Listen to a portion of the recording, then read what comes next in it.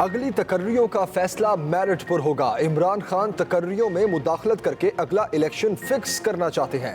मरियम नवाज का लाहौर के हल्का NA 135 और 136 में कारकुनों से खिताब। कहा, इलेक्शन होंगे, हम इलेक्शन से क्यों डरेंगे?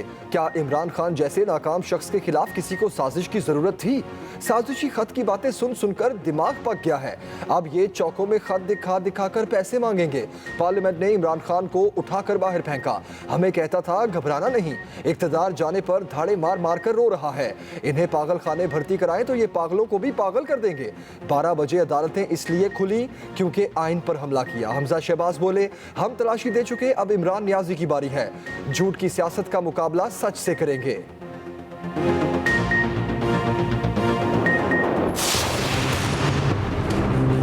चीफ इलेक्शन कमिश्नर है, ये अकेला आदमी फैसले करता है और इसके सारे फैसले तहरीक इंसाफ के खिलाफ होते हैं। पाकिस्तान की सबसे बड़ी जो जमात है उसको आपके ऊपर कोई एतमाद नहीं। वो समझते आप जानेदार है, नून लीग के एजेंट है। आपके पास कोई इखलाकी जवाज नहीं है चीफ इलेक्शन कमिश्नर बनने का।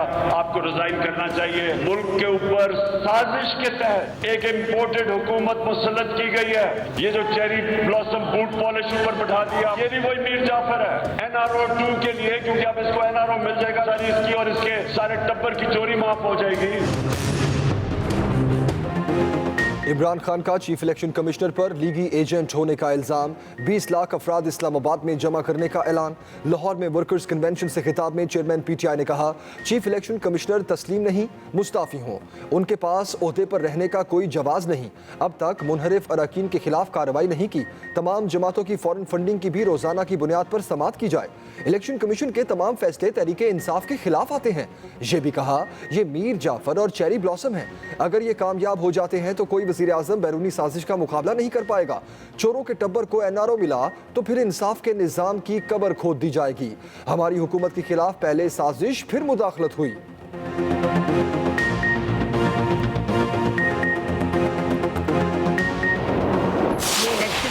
के ऊपर जो रोज धमकी, गुंडागर्दी, और आज मैं देख रही थी कि इलेक्शन कमिश्नर इस्तीफा दे।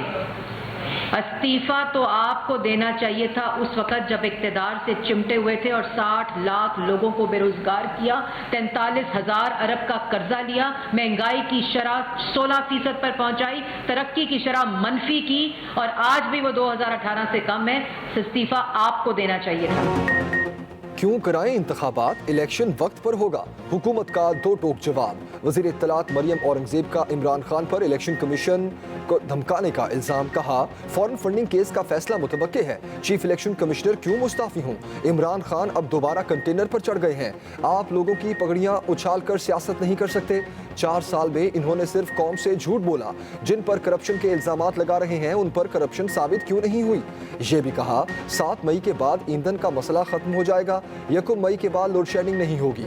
साबिका हुकूमत की नाअहली की वजह से बिजली बहरान पैदा हुआ। वज़ीर इत्तलात ने वज़ीर आज़म की कारकर्दगी का जायजा भी पेश कर दिया।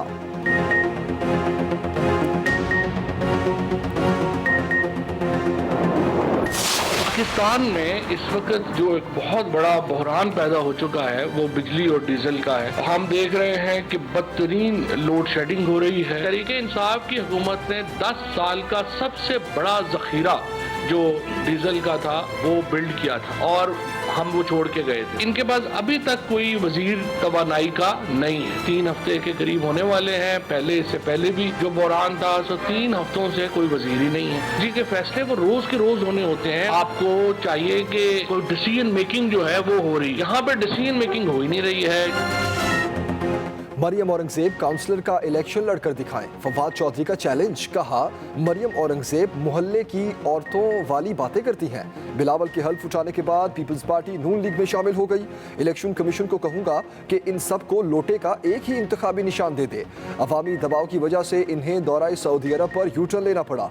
तकरीबन 84 लोग, जिनमें ड्राइवर, मालशी और आलू गोश्त बनाने के एक्सपर्ट शामिल हैं, वो सऊदिया जा रहे थे। PTI 10 साल का डीजल का जखीरा छोड़कर गई थी। लोड शेडिंग का बहरान भी हमारे सरों पर मुसल्लत हो चुका है। 2 हफ्ते से जायद हो चुके। इनके पास तवानाई को कोई वजीर नहीं।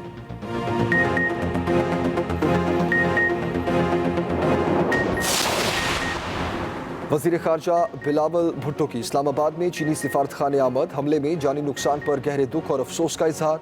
कहा, दहशतगर्द पाक चीन दोस्ती को सबोताज नहीं कर सकते। वज़ीर आज़म की हिदायत पर वज़ीर दाखिला राना सनाउल्लाह की कराची आमद, चीनी काउंसिल जनरल से मुलाकात। वज़ीर आज़म का खसूसी पैगाम पहुँचाया। कहा, दहशतगर्दों को हर सूरत कैफरे किरदार तक पहुँचाएंगे, बहुत जल्द मुजरिमों तक पहुँच जाएंगे। वज़ीर दाखिला राना सनाउल्लाह से वज़ीर आला सिंध की भी मुलाकात। उधर चीनी वज़ारत ख़ारजा का कहना है, धमाके में मुलव्विस दहशतगर्दों को कीमत चुकाना पड़ेगी, पाकिस्तान से मुकम्मल राब्ते में है।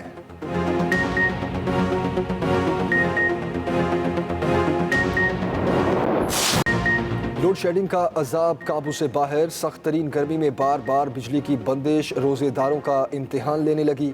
लाहौर समेत मुख्तलिफ शहरों में बिजली बंदिश का दौरानिया 12 घंटे से बढ़ गया। रोजेदार अजियत में मुब्तला, दिन का चैन और रात का सुकून बिजली वालों ने छीन लिया। ईद से पहले कारोबार भी बुरी तरह मुतासिर। हाई लॉसेस वाले इलाकों में 18 घंटे तक बिजली लोड शेडिंग जारी। तमाम कोशिशों के बावजूद शॉर्टफॉल कम ना हो सका। बिजली ना होने के बायस पानी की फराहमी भी बुरी तरह मुतासिर। बिजली घरों को एनर्जी और फर्नेस ऑयल की मतलूबा फराहमी ताहाल ना हो सकी। बिजली की मजमूई पैदावार 18,700 मेगावाट की सतह पर बरकरार। शॉर्टफॉल 7,300 मेगावाट तक पहुँच गया। मुल्क भर में बिजली की तलब 26,000 मेगावाट है। तर्जुमान के इलेक्ट्रिक ने गैर एलानिया लोड शेडिंग की तरदीद कर दी।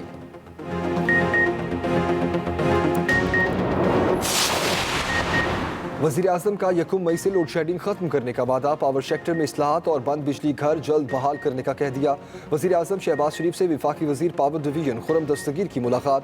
1 मई से लोड शेडिंग खत्म करने के हवाले से उठाए गए इक़दामात पर आगाह किया।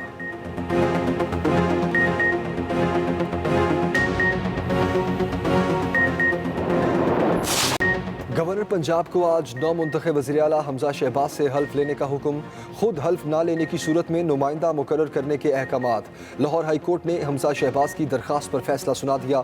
अदालत आलिया ने रिमार्क्स दिए, 25 रोज से सूबा बगैर वज़ीर आला के चल रहा है। आइन के तहत सदर और गवर्नर अपने हल्फ की पासदारी के पाबंद हैं। गवर्नर पंजाब पाबंद है, वो कानून के मुताबिक हल्फ लें। अदालती अहकामात फौरी गवर्नर पंजाब को भिजवाने की हिदायत। 9 मुंतखब वज़ीर आला का हल्फ ना लेना आइन की खिलाफ वर्जी है। उधर पंजाब असम्बली का इजलास भी आज होगा। नून लीग के तमाम अरकान को लाहौर पहुंचने की हिदायत। इजलास हंगामा खेज होने का इम्कान।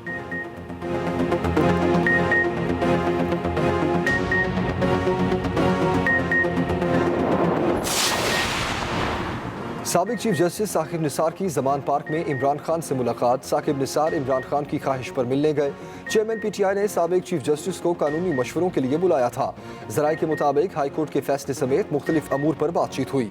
उधर इमरान खान की ज़ेर सदारत पार्टी रहनुमाओं का इजलास हुआ। इमरान खान से उस्मान बुज़दार और मोन सिलाही की भी मुलाकात हुई।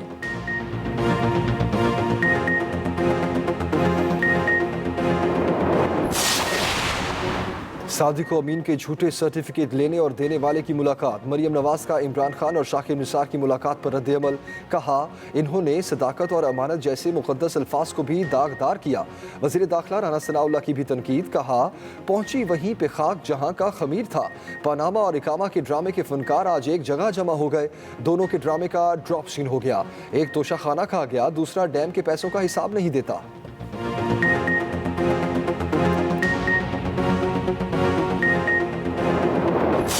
मरियम नवाज ने पासपोर्ट वापसी की दरखास्त वापस ले ली। लाहौर हाई कोर्ट ने दरखास्त वापस लेने की बुनियाद पर खारिज कर दी। वकील मरियम नवाज का मौक़िफ़ था कि आला क़यादत का हुक्म है कि दरखास्त वापस ले ली जाए।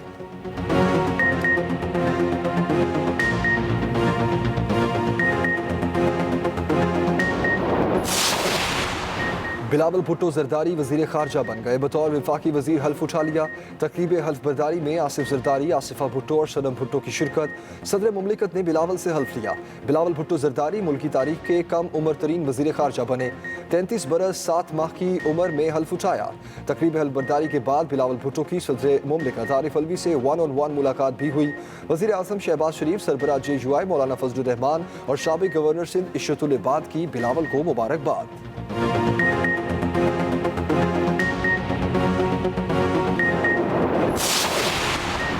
वज़ीर आज़म शहबाज शरीफ दौरा सऊदी अरब के लिए आज रवाना होंगे। 13 रुकनी वफ्द साथ जाएगा। वज़ीर आज़म सऊदी फरमारवा वली अहद समेत आला हुकाम से मुलाकातें करेंगे, उम्रा भी अदा करेंगे। इत्तेहादी जमातों के सरबराहान भी वज़ीर आज़म शहबाज शरीफ के वफ्द में शामिल। वज़ीर ख़ारजा बिलावल भुट्टो जरदारी भी साथ जाएंगे।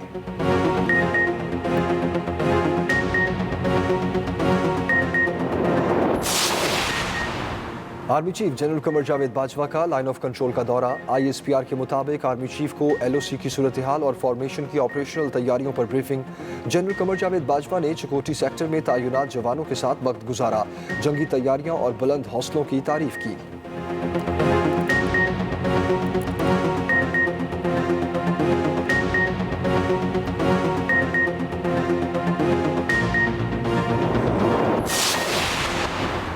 बिजली आती नहीं मगर महंगी ज़रूर कर दी गई। कराची के सारिफिन के लिए बुरी खबर कि इलेक्ट्रिक सारिफिन के लिए बिजली 4 रुपये 83 पैसे फ़ी यूनिट महंगी। नेपरा ने समात के बाद मुल्क भर में बिजली की कीमत में 2 रुपये 86 पैसे फ़ी यूनिट इजाफे की मंजूरी भी दे दी। सारिफिन को मजमूई तौर पर 36 अरब 77 करोड़ से जायद का बोझ पड़ेगा। इजाफा फ्यूल एडजस्टमेंट की मद में किया गया।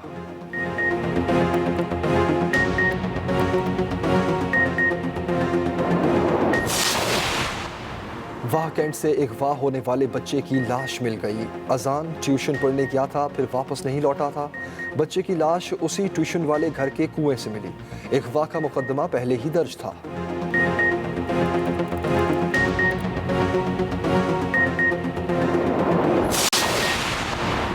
ओकाड़ा में 9 साला बच्ची मुबैना ज्यादती के बाद कत्ल, लाश खेतों से मिली, मुलजिम का पता ना चल सका। चिनियोट में 5 साला लापता बच्ची की बोरी बंद लाश मिल गई। तहसील लालिया के इलाके में 5 साला महानूर घर से चीज लेने के लिए निकली और लापता हो गई।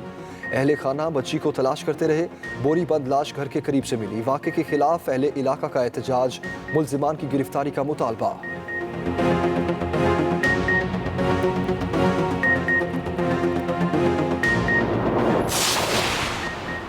गुजरात में 4 नौजवान दरियाए चनाब में डूबकर जाँ बहक। 6 दोस्त नहाते हुए डूबे थे, 2 को जिंदा बचा लिया गया।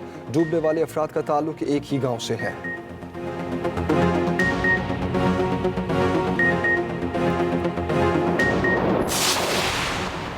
पंजाब के मुख्तलिफ शहरों में डीजल का बहरान, काश्तकार परेशान। गुजरावाला, पाकपतन, चीचावतनी, ओकाड़ा, पत्तोकी, बुरेवाला, दीपालपुर और शाहीवाल समेत कई शहरों में बहरान शिद्दत इख्तियार कर गया।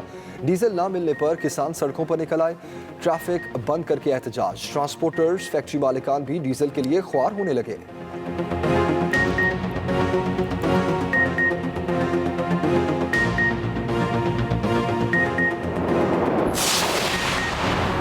किसी को मैचिंग जूते की तलाश, कोई सूट ढूंढने में मसरूफ। ईद उल फितर करीब आते ही बाजारों और मार्केटों में बेपनाह रश। लाहौर समेत बड़े शहरों में रात गए तक शॉपिंग। बड़े बाजार और मार्केट्स में तिल धरने की जगह न बची। चूड़ियों और मेहंदी के स्टॉल्स पर भी रश।